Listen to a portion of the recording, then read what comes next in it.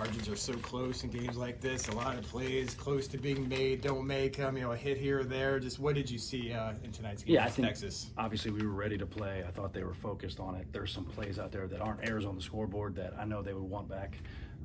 Some above average defensive plays that they expect to make, our guys expect to make, and we just didn't make them. And that in this type of ball game, you give too many outs to a team like that, they're going to score. Bases loaded in the eighth, break up there. Would you like to have seen him work that count a little bit more? Yeah, I mean, for him, not really working the count, but getting probably a better ball to hit, like that's not something he likes. And I think if he could do it again, he'd probably take that one. And when Braid scored, he earned all those bases. Yeah. The second, third, and home. I mean, those were razor thin. He had some good base running. Yeah, and I've only seen him for this year. You guys have seen him more, but he's done that 3 or 4 times this year where he's a savvy baseball player that has great instincts, and he has a feel for that.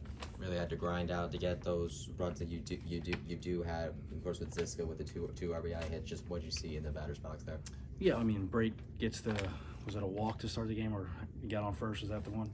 And then Lex hits the ball on the 4-home. We're first and third, and Ziska has a great at-bat there, and just kind of left some meat on the bone in some situations that we'd like to have back and execute a little better. How do you describe Vespi's outing?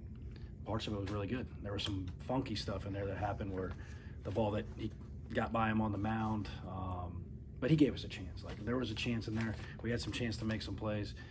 Ben's given us a lot, and he's given us a lot all year, and he kept us in that ball game.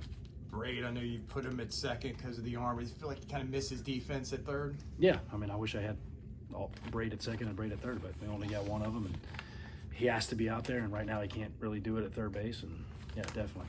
Got Spencer Bauer back from his blister in relief. Just what did you see out of his performance? Stuff was really good. All the pitches were in play. There's no feel on the finger, which is great, and he's going to be huge for us as we continue forward.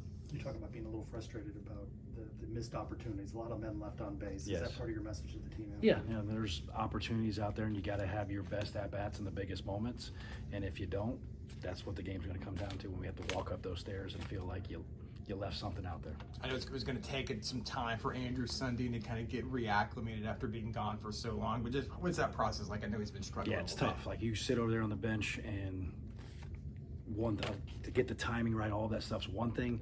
To get your body recovering from an injury and where your limbs are and all that stuff, it's a tough thing, and he's fighting through that right now, and we'll see how we kind of handle that going forward. What's something in the top of the ninth there that you feel like that could have gone differently, or what was kind of your feedback with the top of the ninth? Yeah, you get that funky ball that's kind of down the middle. Like, do we have a shot to make that play? Maybe.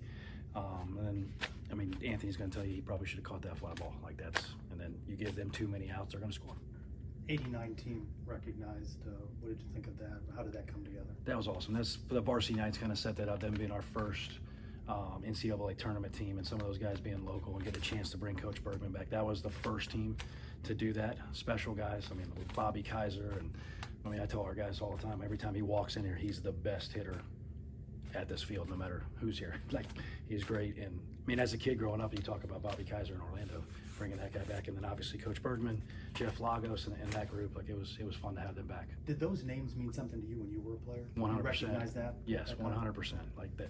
Coach Bergman talked about it all the time with those teams and who they are and how they went about their business, and to do something that's never been done before, like the courage and the strength it takes to do that, and that group did it. I was about to ask you, Coach Bergman, when you were playing, did he talk about past players and past teams? Did he kind of educate the current players about the history of UCF baseball? He did. I felt like he taught that class a little bit, and not just like the players, but what they went through, kind of their story, because he would talk about every team having their own story. Like, what's ours going to be? This team's story was this is what they dealt with, this is how they overcame it, and he kind of taught class on that. How do you approach that?